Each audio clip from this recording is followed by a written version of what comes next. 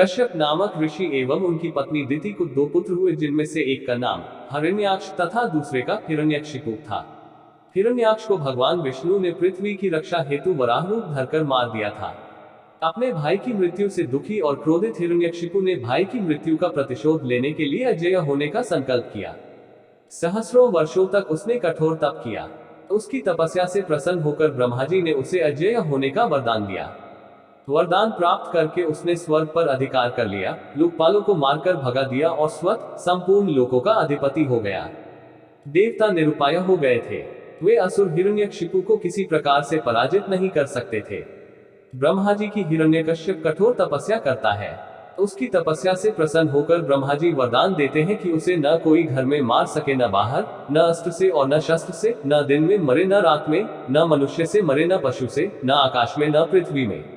इस वरदान के बाद हिरण्यकश्यप ने प्रभु भक्तों पर अत्याचार करना शुरू कर दिया, लेकिन भक्त प्रहलाद के जन्म के बाद हिरण्यकश्यप उसकी भक्ति से भयभीत हो जाता है, उसे मृत्युलोक पहुंचाने के लिए प्रयास करता है। इसके बाद भगवान विष्णु भक्त प्रहलाद की रक्षा के लिए नरसिंह अवतार लेते हैं और हिरण्यकश्यप का वध कर देते हैं।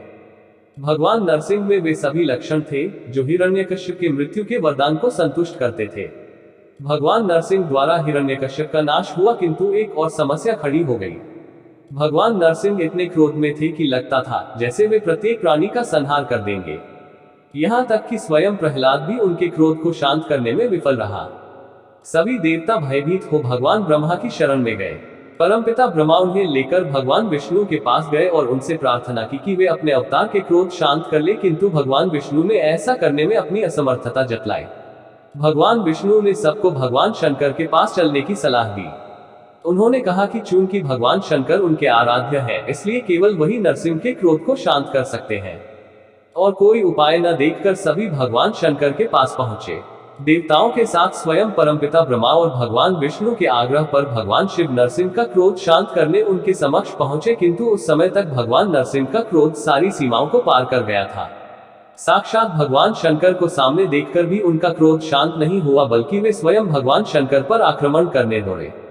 उसी समय भगवान शंकर ने एक विकराल ऋषभ का रूप धारण किया और भगवान नरसिंह को अपनी पूंछ में लपेटकर खींचकर पाताल में ले गए। काफी देर तक भगवान शंकर ने भगवान नरसिंह को वैसे ही अपने पूंछ में जकड़ कर रखा। अपनी सारी शक्तियों और प्रयासों के बाद भी भगवान नरसिंह उनकी पकड़ से छूटने में सफल नहीं हो पाए।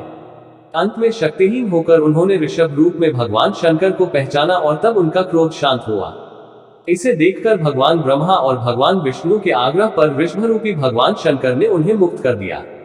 इस प्रकार देवताओं और प्रहलाद के साथ साथ सभी सत्पात्रों को दो महान अवतारों के दर्शन हुए।